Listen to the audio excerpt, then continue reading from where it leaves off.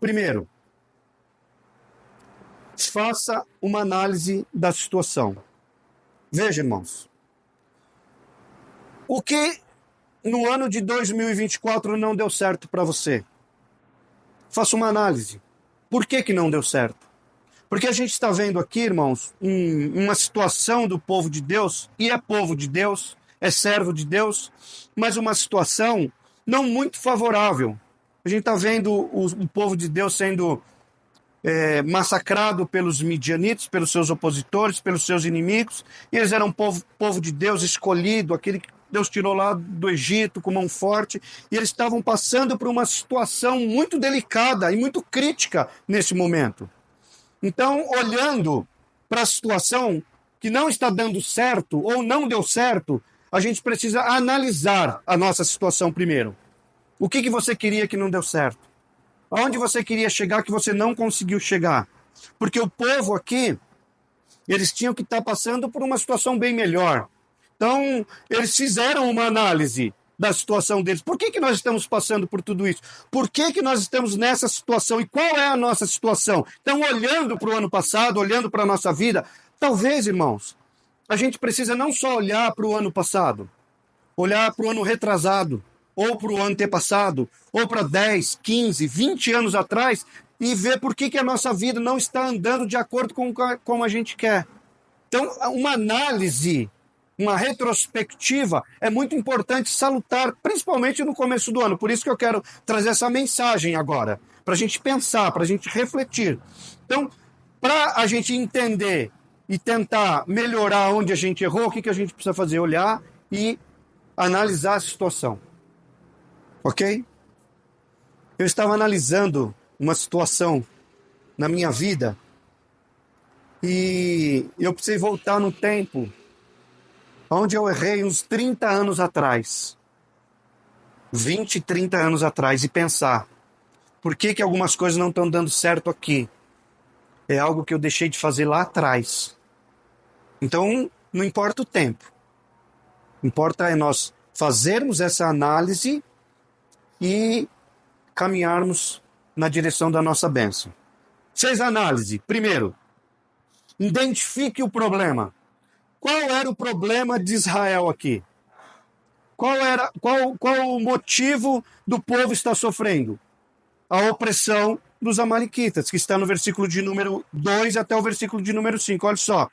E prevalecendo a mão dos midianitas sobre Israel, fizeram os filhos de Israel para si, por causa dos midianitas, as covas que estão nos montes, as cavernas e as fortificações. Irmãos, eles estavam morando nas cavernas.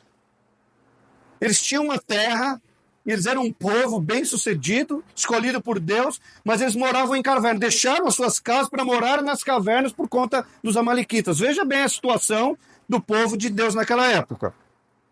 Porque sucedia que, semeando Israel, os midianitas e os amalequitas e também os do Oriente, contra ele subiam, e punham-se contra ele em campo e destruíam os frutos da terra até chegar em Gaza. E não deixavam mantimento em Israel, nem ovelha, nem bois, nem jumentos, porque subiam com seus gados e tendas, vinham como gafanhotos em grande multidão, e não deixava nada, eles acabavam. O povo plantava, o inimigo destruía. Não dava tempo de colher, ou seja, eles estavam passando por uma situação muito difícil, não estavam habitando nas suas casas, estavam passando necessidade, passando fome. Então, esse era o problema. Qual é o problema que te aflige hoje? Pensa, analisa a situação.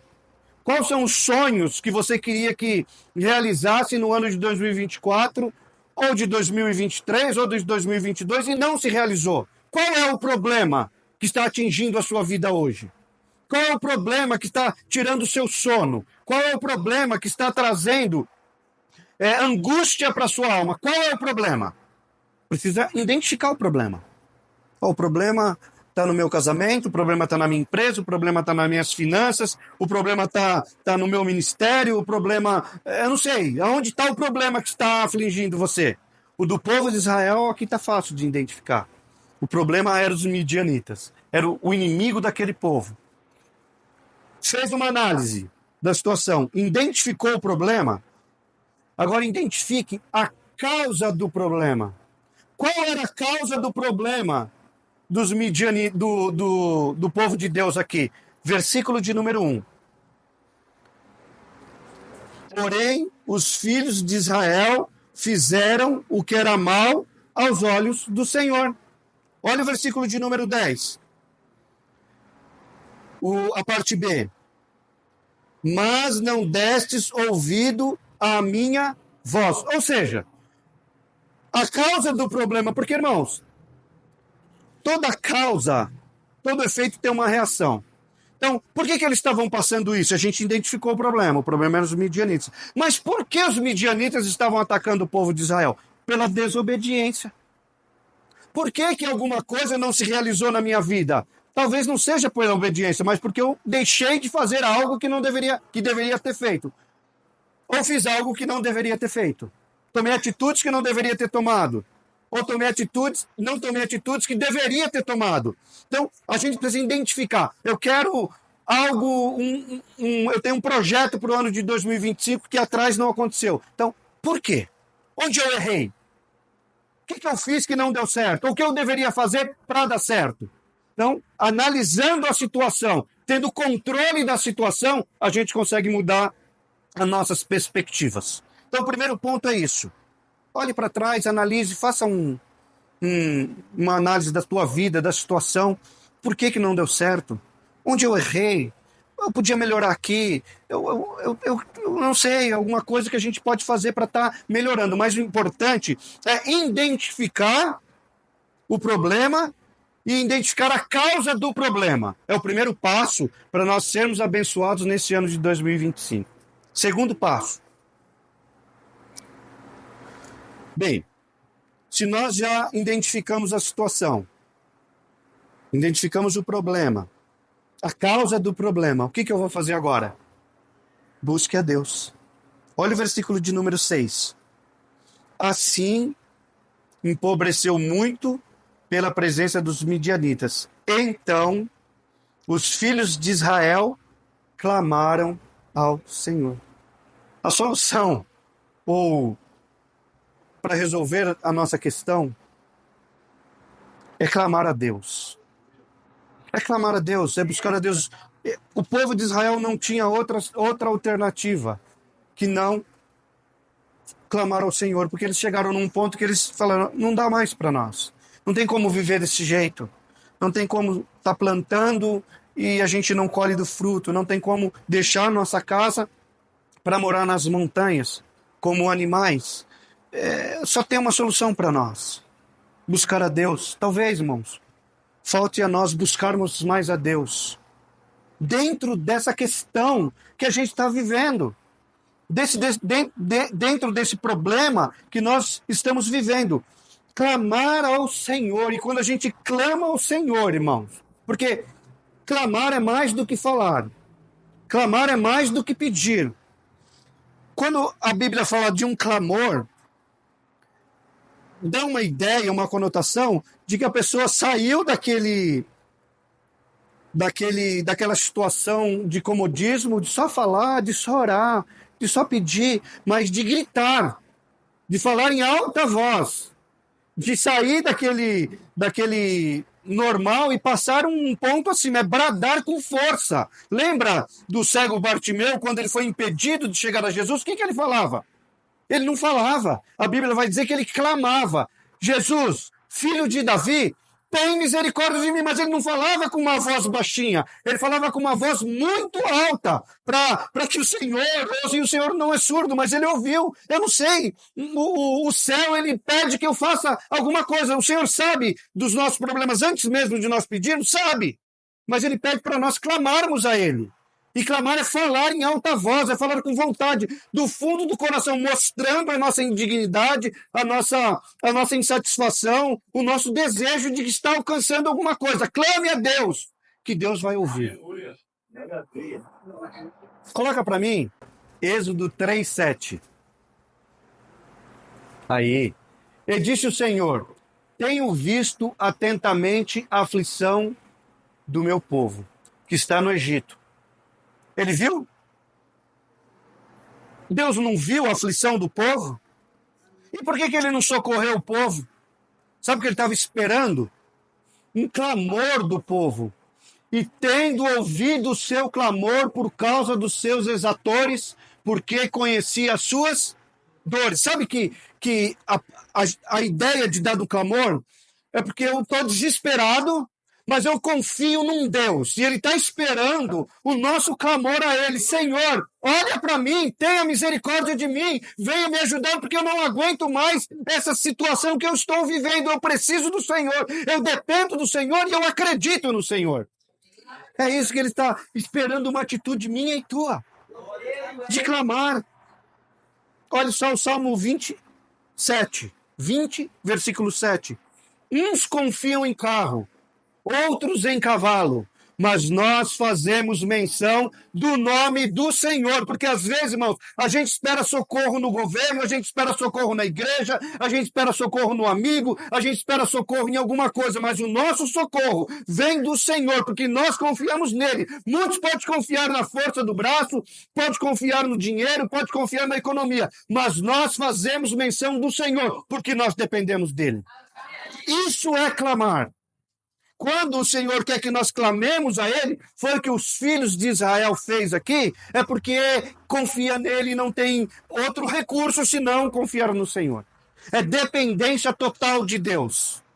Então, irmãos, nesse ano de 2025, clame ao Senhor, que Ele vai ouvir, porque Ele já viu a sua situação, Ele já viu a minha situação. Quando nós clamarmos, Ele vai entrar com providência.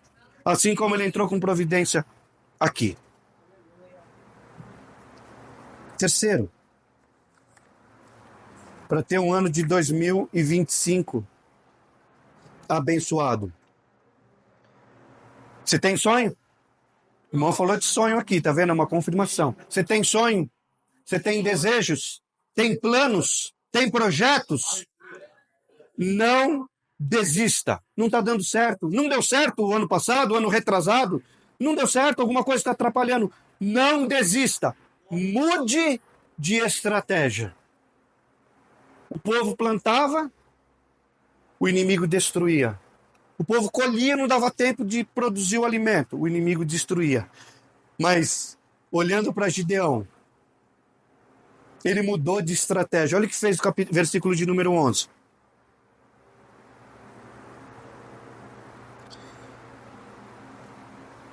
A parte B do versículo. E Gideão, seu filho, estava malhando o trigo no lagar para salvar dos midianitas. Irmãos, ele colhia o trigo. Onde é o lugar de malhar o trigo? É na eira, né? Na eira, um local aberto, onde você vai malhar o trigo ali. Só que ele colhia o trigo, ia para lá, quando chegavam os midianitas, porque se os midianitas invadissem lá, onde eles iam? Para pegar o fruto, o trigo. Iam na eira. Aí o que Gideão fez? Olha só. Se os caras vêm aqui e pegam do trigo, eu vou malhar o trigo num lugar onde não é para malhar o trigo. Num lugar que eles não vão procurar. Olha a estratégia desse homem. Então, irmãos, o que você fez até hoje não deu certo? Muda de estratégia. Não deu certo? Em 2024 não deu certo? Na minha vida não deu certo? Muda de estratégia. Pede para Deus uma direção. Pede para Deus que Ele vai te dar uma direção. O nosso Deus é o Deus de estratégia. Ele vai, porque quem colocou no coração de Gideão essa estratégia foi Deus, com toda certeza. E Ele vai dar estratégias para nós se atingir os nossos objetivos. Não deu certo por esse caminho? Eu vou desistir, não vai dar certo mesmo, eu não quero mais. Não. Porque Gideão poderia ter desistido. Mas o que ele fez? Não vou desistir. Eu dependo disso, eu quero isso. É sobrevivência para a minha vida, para a minha família. Então eu vou mudar de estratégia. Vai ser mais trabalhoso? Porque você malhar o trigo na eira é uma coisa. Você malhar o trigo no lagar é outra coisa. É mais trabalho? Amém. Que seja mais trabalho. Não importa. Que seja mais difícil também não importa. Importa nós mudarmos de estratégia e alcançarmos os nossos objetivos. Eles alcançou o seu objetivo, que era malhar o trigo e produzir o pão para eles se alimentarem e sobrevivendo. Então, amados, não desista. Mude de estratégia. Porque o principal, irmãos, para alcançar os seus objetivos, para alcançar os nossos objetivos. Não é ficar parado. Se Gideão ficasse parado, não ia mudar nada na vida dele. Não ia mudar nada para o povo dele. Não ia mudar nada para Israel. Mas Gideão estava trabalhando. Olha que quer um ano de 2025 próspero? Trabalhe em prol do seu objetivo. Porque muitas vezes a gente traça um objetivo. Por exemplo, em 2023 eu tracei para 2024 de comprar um carro, por exemplo. Mas eu não guardei dinheiro, eu não economizei, eu não fiz hora extra, eu não trabalhei mais um pouquinho, então eu não consegui.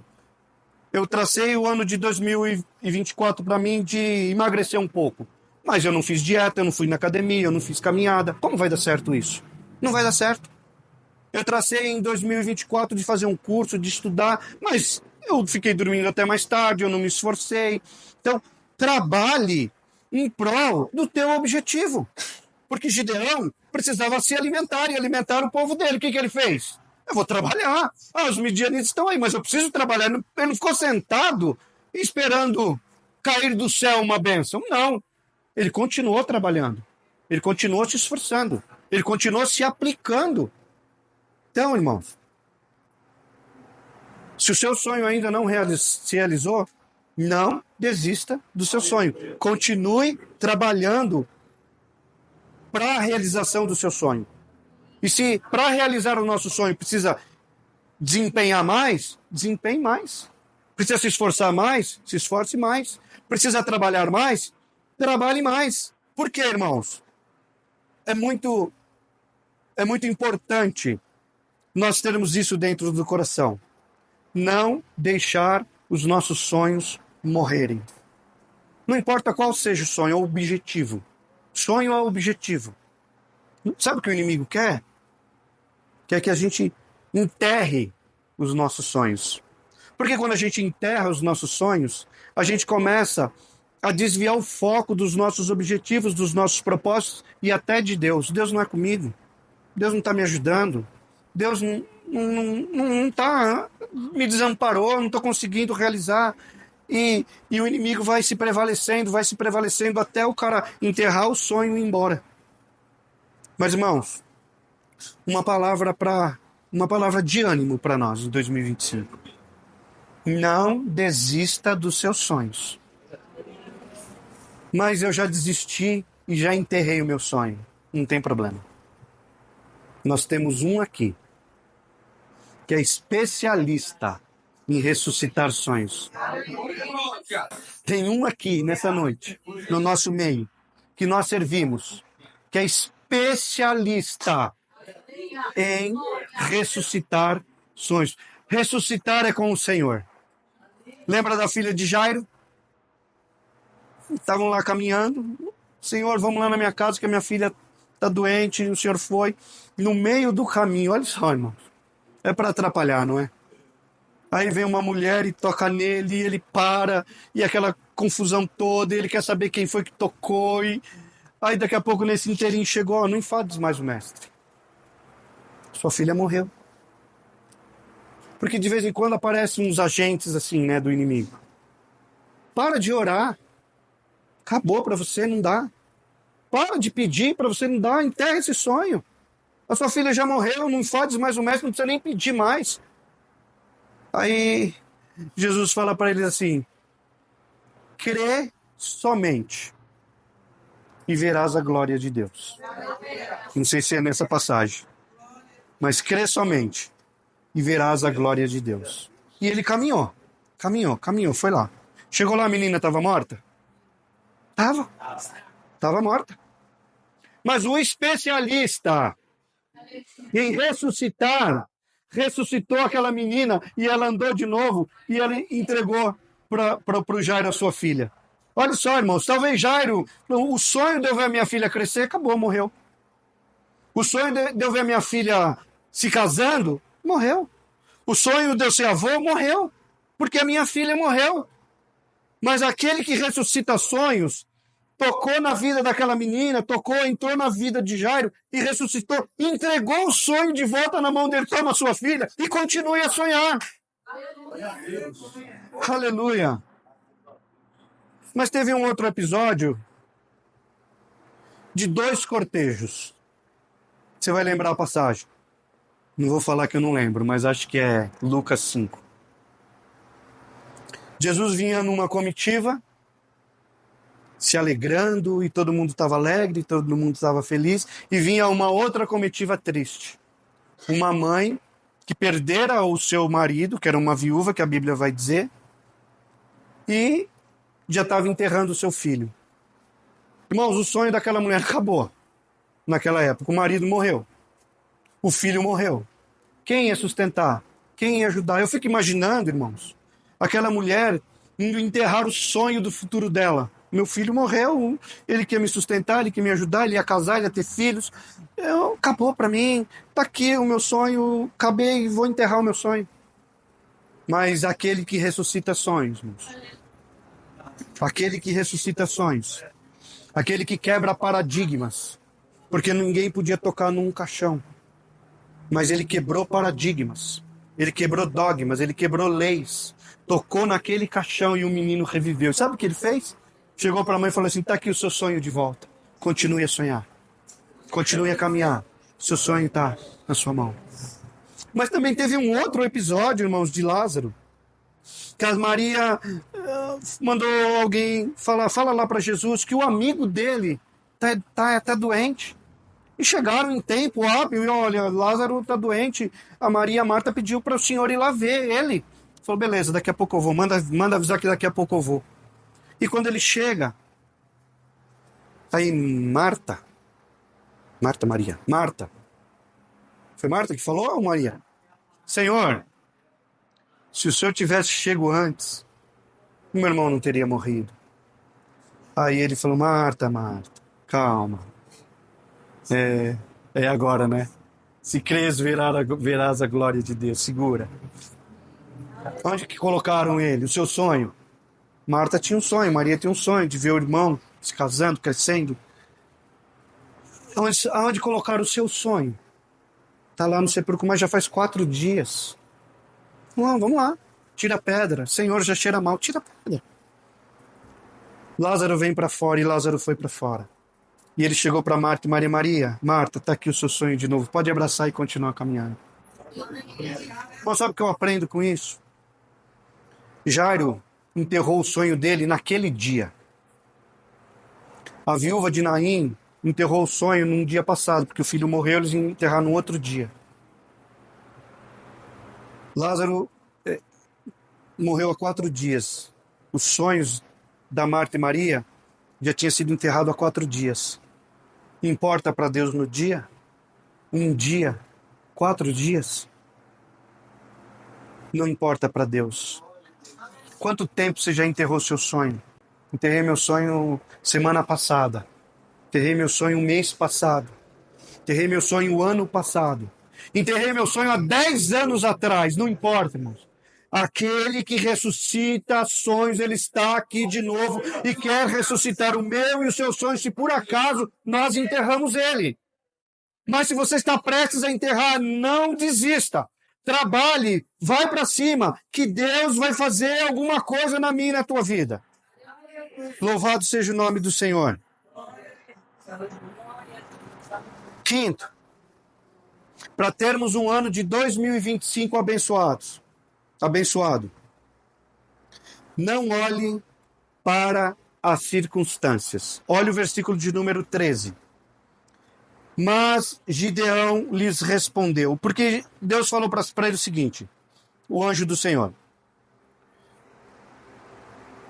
11. E o anjo do Senhor veio e assentou-se debaixo do carvalho que está em Ofra, que pertence a Joás, Abiezita, e Gideão, seu filho, estava malhando trigo no lagar para o salvar dos midianitas.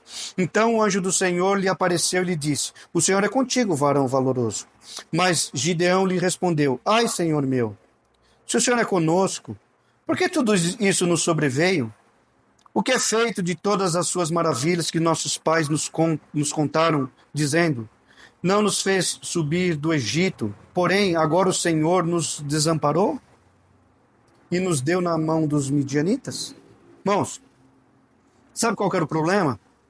Deus estava falando com Gideão, mas ele estava preocupado com o problema dele, com o tamanho do problema dele, com o tamanho do inimigo dele. Veja só, irmãos, de vez em quando a gente está meio triste, a gente está meio fora do foco dos nossos sonhos, das nossas realizações, a gente perde até a fé. E a gente deixa de ouvir a voz de Deus e olha para o inimigo. O Senhor está falando, você é um varão valoroso, vai nessa sua força. Senhor, mas por que está acontecendo tudo isso? Por que o Senhor nos desamparou? Irmãos, não olhe para as circunstâncias. Olhe para aquele que está chamando e falando com você nessa noite. Porque existem problemas, irmãos. Eu já falei na outra vez que eu estava falando sobre Jonas, que são causados por nós mesmos. Nós causamos os problemas. Por que o povo aqui estava sendo assolado pelos midianitas? Por causa deles mesmos. Eles que foram desobedientes, eles que estavam adorando outros deuses que não era para adorar, por isso que Deus permitiu que acontecesse isso na vida deles. Em algumas situações, é permissão de Deus para nos corrigir. Lembra do mar que sobreveio da onda que sobreveio sobre o barco onde Jonas estava? Era por causa de quem? Por causa de Jonas. Por que o povo de Israel foi cativo 70 anos na Babilônia? Por causa de Deus? Por causa dos babilônicos? Não! Por causa deles mesmos que foram desobedientes à palavra dele. Então está acontecendo aqui um problema por desobediência, por conta do povo de Israel. Às vezes, talvez, os nossos problemas que está circuncidando a nossa vida, seja por conta de nós mesmos, atitudes erradas que nós tomamos durante a vida e agora nós estamos colhendo os frutos. Mas, irmãos, Deus é tão bom que Ele pega essas circunstâncias difíceis, as tribulações, os vendavais das nossas vidas, para ensinar para nós alguma coisa. Ou seja, os problemas, muitas vezes, é para nós aprendermos com ele. É didático para mim e para a tua vida. Olha só, eu estava pensando, quando estava estudando essa palavra, uma pessoa, um exemplo, só um exemplo. Uma pessoa que tem dificuldade de perdoar o outro. Eu tenho dificuldade de perdoar meu irmão, eu tenho dificuldade de perdoar minha família, enfim, não importa. Aí eu falei, Deus, não deixa mais que aconteça isso comigo. Deus vai deixar sim ou não? Vai deixar. Deus poderia falar, não, se alguém for falar alguma coisa, você não fala porque ele não perdoa. Você não faz porque ele não gosta. Não. Deus permite. Para quê? Para trabalhar. Quanto mais a gente tem dificuldade de perdoar, mais pessoas para a gente perdoar vai ter. Olha como Deus trabalha. O trabalhar de Deus é diferente do nosso. Às vezes a gente quer ser isento de problemas com pessoas porque eu tenho dificuldade de perdoar. É só um exemplo. Mas Deus, muito pelo contrário, Ele vai colocar pessoas para nos apurrinhar. Vai colocar pessoas para atrapalhar, para falar da gente, para que a gente perdoe essa pessoa. Por quê? Porque é didático, é pedagógico. Ele quer ensinar a gente a perdoar. E como que Ele ensina a gente a perdoar? Colocando pessoas que a gente precisa perdoar no nosso meio. É assim o trabalhar de Deus. Às vezes vem uma onda sobre a nossa vida, Senhor, mas eu não sei nadar. Mas eu vou precisar aprender a nadar. Ele vai mandar onda até eu aprender a nadar. E assim, o trabalhar de Deus é diferente dos nossos trabalhos. Então, irmãos, não olhe para as circunstâncias. Pegue as circunstâncias e trabalhe com elas em prol da sua vida. Eu preciso pegar as circunstâncias e trabalhar em prol da minha vida. Por que isso está acontecendo? O que eu posso tirar de proveito dessa situação que está me acontecendo? Amém? Nem sei mais onde eu estou. Sexto. Deus vai... Presta atenção agora, irmãos. Deus vai potencializar as suas forças. Senhor, eu já perdi o ânimo, já estou fraco, não consigo mais lutar, já estou querendo desistir. Deus vai potencializar as suas forças. Acredite. Olha o versículo de número 12. Então o anjo do Senhor lhe apareceu e lhe disse: o Senhor é contigo, homem valoroso. Tem uma outra versão que fala varão valoroso, que essa é mais conhecida, né? Deus é contigo. varão valoroso. Deus é contigo, irmão. Deus é contigo, irmã. Sabe por que Deus era com ele? Porque ele trabalhava, ele se esforçava. Ele é um camarada que não se rendeu às dificuldades. E Deus olhou nele um valor. Deus viu nele um valor. Esse cara trabalha. Esse cara, ele mudou de estratégia. Mas ele não desistiu. Porque quantos homens tinha ali em Israel? Mas ele olhou para um homem, para Gideão. E ele viu que em Gideão tinha um potencial, tinha um valor. Então, irmãos, quando nós estamos trabalhando, quando nós estamos lutando, quando nós não desistimos, falamos, Senhor, eu estou aqui, eu não consigo correr, porque a ideia dentro do reino de Deus, do evangelho, é o quê? É correr. Mas eu não consigo correr, Senhor. Não consegue correr? Não, ande. Senhora, mas eu não consigo andar, eu estou tão cansado, não consegue andar? Não. Então, gatinhe. Mas eu não consigo gatinhar porque eu estou cansado, a opressão é muito grande. Rasteje. Mas você não pode parar. Não pode desistir. E é o que eu vejo aqui em Gideão. Gideão talvez ele estivesse rastejando, porque não aguentava mais aquela situação, mas ele não desistiu. Ele foi até o fim. É isso que Deus quer ver em mim e você. Não derrotado, prostrado. Não quero mais. É porque estão falando de mim, eu não vou mais. Porque me fizeram isso, eu não quero mais. Porque não está dando certo. Porque o plano do governo a perspectiva é de piorar. Não, irmãos, não acredite nisso. Isso é coisa do diabo para fazer com que eu e você desistamos. Acredite naquilo que o Senhor fala para mim e para você. E eu e você, na mão de Deus, quando nós trabalhamos, quando nós acreditamos, quando nós clamamos, nós somos homens e mulheres, jovens, homens e mulheres de Deus, valorosos na mão dele, que ele vai querer usar para mudar a situação. Sabe quem Deus quer usar para mudar a situação da nossa casa? Você, eu. Do nosso trabalho, você e eu. Até do nosso país, você e eu. Aquele que não desistiu, aquele que acredita, aquele que continua clamando. Porque a multidão pode nos apertar para nós pararmos de falar. Porque se Bartimeu fosse olhar para as multidões, porque a multidão apertava e falava, para de falar, ele não vou parar e vou falar mais alto. É isso que eu e você, persistência que nós temos que ser. E Deus viu aqui, irmãos, em Gideão uma resiliência muito grande. E de vez em quando a gente precisa ser resiliente. Não está dando certo, vou mudar de estratégia, vou pegar essa situação difícil e vou mudar e vou lutar. E vou vencer, e vou conseguir, eu não sei até quando, mas o Senhor vê em mim, você em potencial. Sabe, existe uma historinha muito conhecida de duas pessoas que estavam sendo apedrejadas. Uma pessoa estava sendo apedrejada, e ela só ficava reclamando, e só ficava falando e murmurando, e eu não quero mais, estou sendo apedrejada, não está dando mais para mim. Só que tinha uma outra pessoa que também estava sendo apedrejada. E sabe o que ela fazia com essas pedras? Ela colocava uma em cima da outra, e foi colocando uma em cima da outra. Sabe o que ela fez? Um muro de proteção. Até que quem atirava pedra, falou, eu não vou mais atirar pedra, porque tem um muro lá na frente. Então uma hora, irmãos, o inimigo vai desistir de atirar pedras em nós, resistir ao diabo, e ele fugirá de vós. Não para sempre, até a gente levantar outro muro e nos proteger, e assim vai. Então, irmãos, as pedras que estão atirando, coloquem, façam um muro de proteção.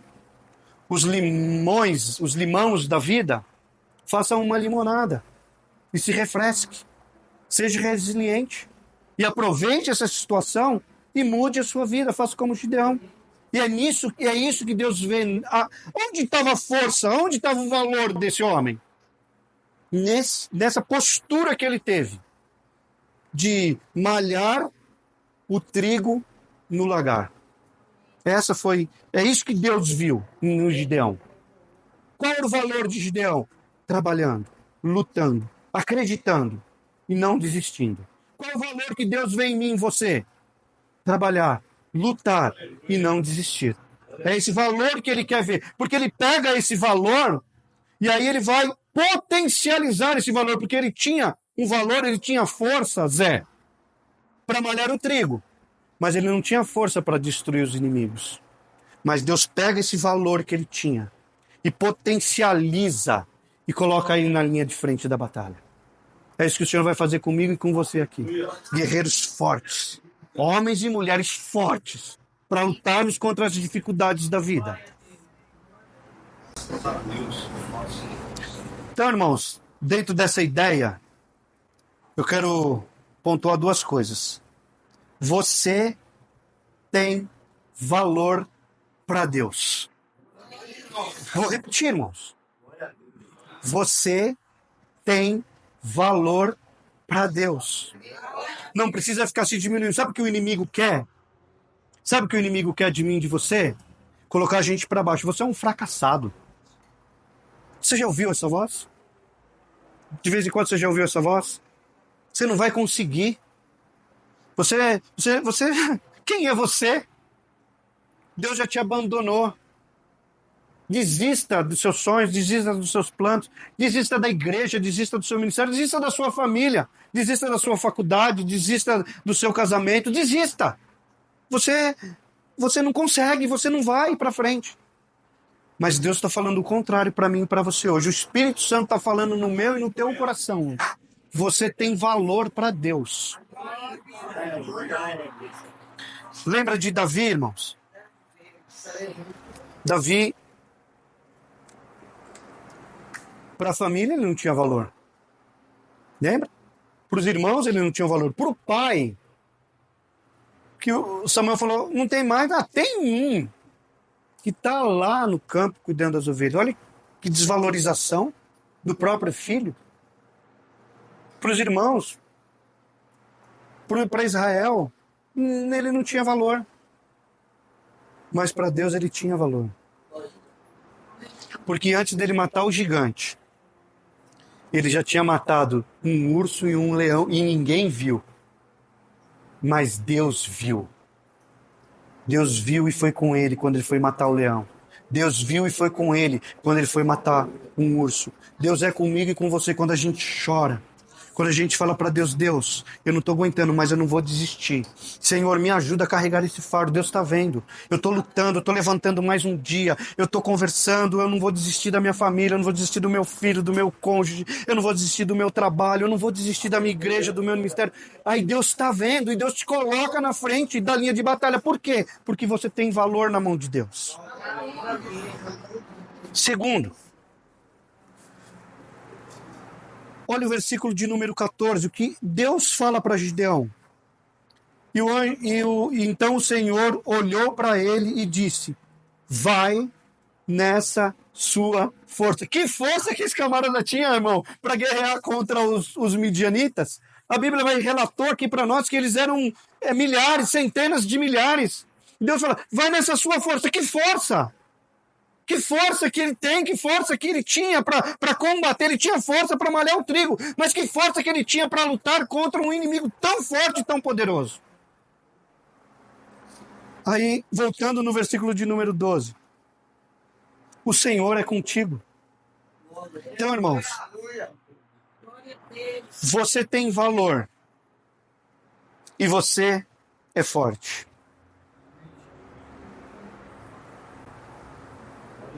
Mesmo que a sua força, presta atenção aqui agora, irmãos.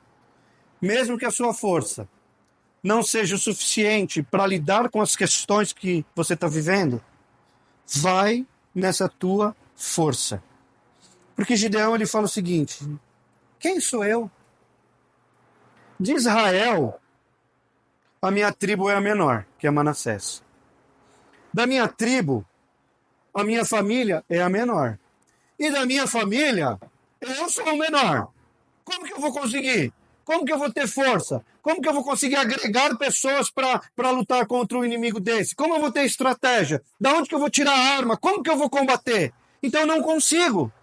Mas Deus falou para ele, vai nessa tua força e livrarás Israel das mãos dos midianitas. Porventura, não te enviei eu. Sabe por que ele era forte? Não porque ele tinha força, mas porque Deus ia capacitar ele de uma força sobrenatural para vencer os seus inimigos. Sabe o que Deus está fazendo comigo e com você hoje? Porque nós vamos falar para Deus, Senhor, eu não tenho forças, eu não tenho condições de lutar contra as coisas que estão acontecendo comigo, mas vai nessa sua força, porque Ele vai te capacitar, vai te revestir de poder para você lutar. E é interessante, irmãos, que quando a gente é forte, quando nós somos fortes, irmãos Josias, quando? Quando nós somos fracos, irmãos. Eu falo que as coisas de Deus, ela é o contrário das coisas terrenas. Porque quando o forte é forte, quando ele é forte. Mas quando o servo de Deus, mediante um gigante, ele é forte. Quando ele fala, Senhor, eu sou fraco. Coloca para mim, Alain.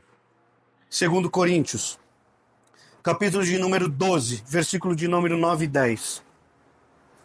Porque, irmãos, se nós falarmos assim, eu sou forte, eu vou lutar, não vai dar certo. Eu tenho inteligência, eu consigo, não vai dar certo. Eu tenho dinheiro, não vai dar certo. Eu tenho eu tenho uma boa profissão, não vai dar certo. Eu tenho um bom cargo, não vai dar certo. Eu tenho status, não vai dar certo. Quando vai dar certo? Olha só. Ele disse-me, a minha graça te basta, porque o meu poder se aperfeiçoa na sua fraqueza. De boa vontade, pois, me gloriarei nas minhas fraquezas, para que em mim habite o poder de Cristo. Por isso sinto prazer nas fraquezas, nas injúrias, nas necessidades, nas perseguições, nas angústias, por amor de Cristo, porque quando estou fraco, então sou forte. Aleluia, louvado seja o nome do Senhor. Então, irmãos, quando eu me humilho na presença de Deus, Senhor, eu não consigo, Ele vai fazer com que eu consiga. Eu não tenho força, Ele vai me dar força. Eu não tenho sabedoria, Ele vai dar sabedoria. Eu não tenho inteligência, Ele vai dar inteligência. Eu não tenho estratégia, Ele vai dar estratégia para nós vencermos as nossas dificuldades e sermos vitoriosos em 2025. Aleluia. Irmãos, você acha que Davi tinha força para derrubar aquele gigante? Não tinha. Mas sabe o que Davi fala para o gigante? Primeiro, você é um incircunciso. Você vem a mim com lança, com escudo, com armadura, mas eu vou a ti em nome do Senhor dos Exércitos. Sabe o que aconteceu, irmãos? Uma pedra com uma funda foi o suficiente para aquele menininho ser forte. Mas ele tinha força? Aquela pedra tinha força? Aquela pedra tinha condições de acertar um homem no lugar mais vulnerável que ele tinha, num vão do capacete? Não tinha. Mas quando ele pegou aquela funda, quando escolheu aquelas pedrinhas, quando ele resolveu encarar aquele inimigo, Deus fez dele um homem forte, um gigante, um homem poderoso, porque ele derrotou aquele inimigo. É isso que o Senhor vai fazer comigo e com você. Se Deus falar para você pegar uma pedrinha, pegue uma pedrinha. Se Deus falar para você pegar uma funda, pegue uma funda. Se Deus falar para você fazer uma oração, faça uma oração. Se Deus falar para você mandar uma palavra, mande uma palavra. Se Deus falar para você tomar uma atitude, tome uma atitude. Que tudo vai dar certo. Coloque na mão de Deus, Senhor. Só tem uma pedrinha e uma funda. Mas na minha mão não é nada, mas na mão de Deus vai ter a direção certa e o alvo certo. Em nome de Jesus. Amém? Você tem valor. Não estou aqui para massagear o seu ego, não, irmãos. Eu estou aqui para falar uma verdade de Deus. Não estou aqui dizendo que você pode tudo e você vai conquistar e você vai triunfar. Não. Com a sua força e com a minha força, não. Com a minha inteligência e com a sua inteligência, não. Com a nossa sabedoria, não. Mas quando nós entregamos tudo na mão de Deus e acreditamos no seu poder, é aí, nas nossas fraquezas. Porque Paulo fala assim, eu me glorio nas minhas fraquezas. Eu me glorio nas minhas necessidades, nas tribulações. Porque quando eu estou fraco, percebe, irmão, que existe uma humildade grande de reconhecer o que nós somos fracos. E Davi fala no Salmo 40, 17, sou pobre e necessitado. Davi era pobre, irmão? Davi era necessitado de alguma coisa? Ele era pobre da presença de Deus e carente do poder de Deus na vida dele. Quando nós falamos assim, aí nós somos fortes. Paulo era forte? Não, não era forte, mas ele entendia que ele precisava e ele acreditava num Deus forte. Aí ele fez forte, porque ele se colocou fraco. Veja que parece um paradoxo, mas é uma realidade bíblica, e só quem é espiritual entende esse tipo de coisa, que sou eu e você. Então, irmãos, vamos para frente. E Deus vai dar vitória para nós em 2025. Amém? Já estou caminhando para a conclusão. Para ser vitorioso em 2025, presta bastante atenção aqui agora. Tire da sua vida o que atrapalha o teu crescimento e o teu desenvolvimento. Vou repetir. Tire da sua vida. Eu quero ser vitorioso, mas o ano passado não deu, o ano retrasado não deu, 10 anos não deu, não sei o que é. Tira da sua vida o que atrapalha o seu crescimento e o seu desenvolvimento. Aquilo que está impedindo de você ser abençoado. Olha só o que Gideão precisou fazer. Versículo de número 25. E aconteceu naquela mesma noite que o Senhor lhe disse: toma o boi que pertence a teu pai, a saber, o segundo boi de 7 anos, e derruba o altar de Baal, que é do teu pai, e corta o bosque que está ao pé dele. 26. Edifica ao Senhor teu Deus um altar no cume desse lugar forte, num lugar conveniente, e toma o segundo boi, e oferecerás em holocausto com a lenha que cortares do bosque. Qual era o problema desse povo? Eles edificaram altares ao Deus de Baal. O que impedia desse povo ser vitorioso, desse povo conquistar, desse povo progredir, desse povo ser próspero? Os altares que eles estavam adorando outros deuses. Então, irmãos, talvez eu tenha altares na minha vida que impede de eu prosseguir, que impede de eu ser abençoado. E eu preciso derrubar esses altares. Eu preciso tomar uma atitude. Olha, o que Deus falou para ele? Derruba o altar. Tira da vida de vocês aquilo que está atrapalhando de eu abençoar vocês. Porque como Deus vai abençoar um povo que adora outro Deus? Como Deus vai abençoar um povo que coloca as suas forças, a sua fé em um outro Deus? Não tem como. Aí ele fala, tira isso que eu vou abençoar vocês. Porque quando tira os Baals, os postes, ídolos, os bosques, quando tira a idolatria, Deus reina sozinho. E quando ele reina sozinho, ele abençoa o povo que acredita nele. Então, irmãos, talvez para a minha vida ser próspera, para a sua vida ser próspera, tira aí alguma coisa que você precisa. Tira da sua vida. Talvez a gente precise tirar um celular, um videogame, uma televisão, não sei, uma companhia, um amigo. Não sei o que você precisa tirar.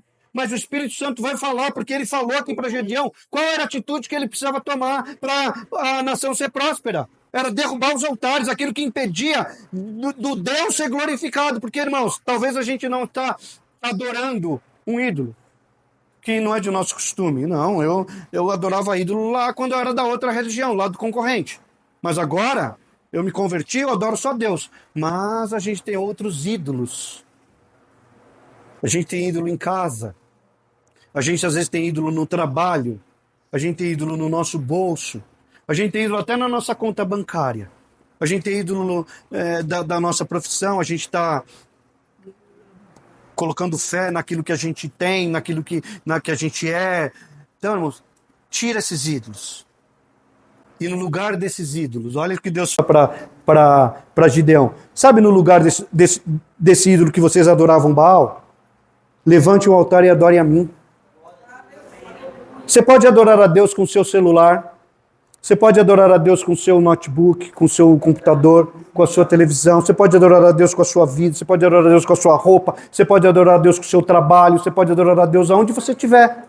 Basta nós tirarmos o que atrapalha e erigirmos um altar para Deus. Senhor, isso aqui vai ser objeto de adoração do Senhor. Isso aqui vai ser objeto de entrega ao Senhor. Aqui eu quero edificar um altar para glorificar o seu nome, para exaltar o seu nome. Eu não quero mais cometer esse tipo de erro. E no lugar desse erro eu quero glorificar o Senhor. É isso que Deus está falando para Gideão. E aí ele fala o seguinte: e oferecerás em holocausto com a lenha que cortares do bosque. Nessa ocasião aqui, nesse contexto, o holocausto era o boi do pai. Mas hoje, nesse altar que nós vamos erigir ao Senhor, sabe quem que é o sacrifício? Quem é o holocausto? Eu e você. Nós precisamos ser um sacrifício vivo.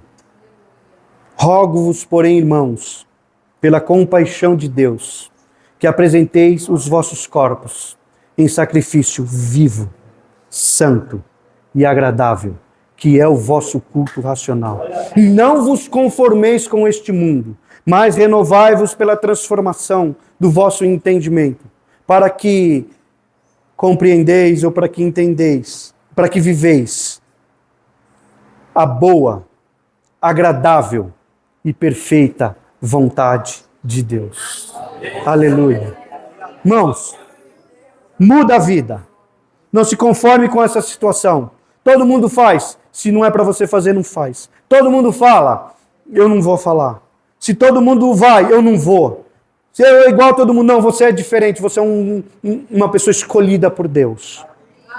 Oferece um sacrifício. A sua vida em sacrifício. Vivo, santo e agradável. Para experimentar, irmão. Você acha que Deus queria? Irmãos, você acha que Deus queria oprimir o seu povo? Não, eu sinto prazer em ver o meu povo oprimido. Eu sinto prazer em ver o meu povo sendo castigado, sendo massacrado pelo inimigo. Não, não. Ele permitiu para que eles aprendessem a se portar na presença de Deus, a mudar de vida, a olhar somente para Deus. Talvez Deus permita que nós passemos por alguma coisa ruim, para que a gente experimentar a boa, porque a vontade de Deus para nós é boa, agradável e perfeita. Amém? E para concluir, irmãos,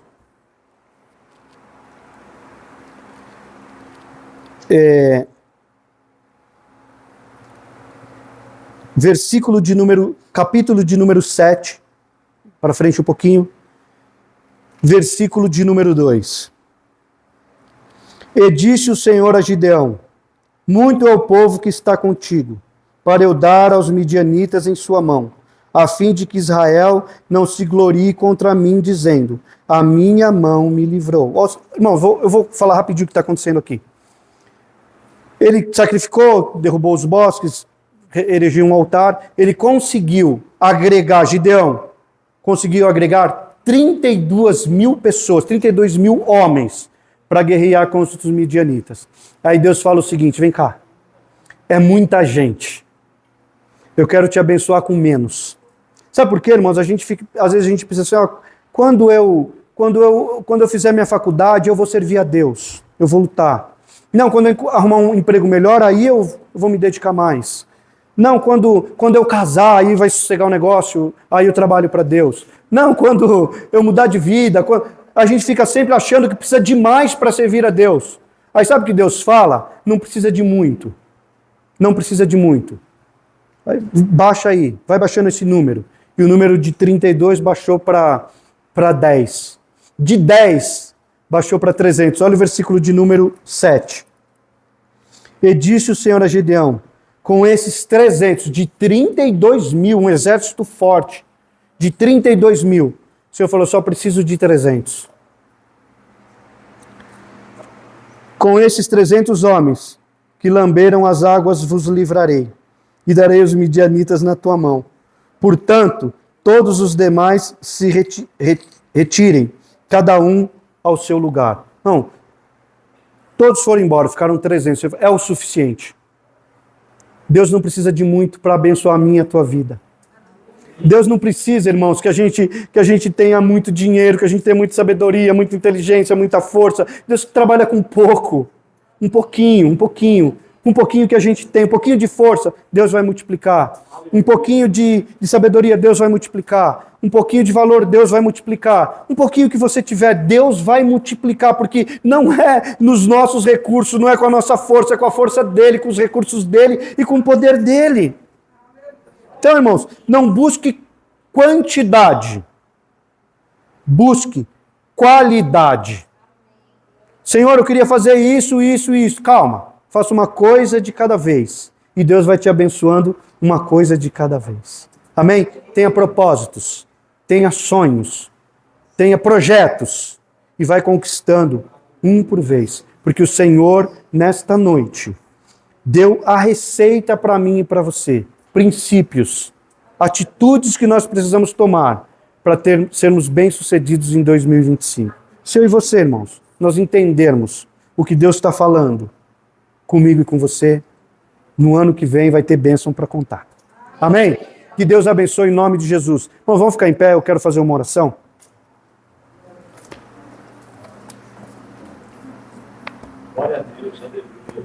Pai, em nome de Jesus, nós queremos te agradecer pela tua palavra, Senhor.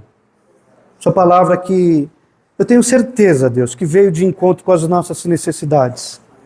A tua palavra falou comigo, Senhor, quando eu estava preparando ela, quando eu estava meditando. E eu acredito, Senhor, que a tua palavra não volta vazia. Antes ela vai cumprir, Senhor, aquilo que ela foi enviada.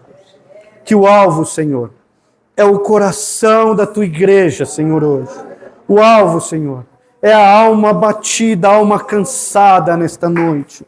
A alma, Senhor Deus, que já está à beira do abismo para desistir, Senhor.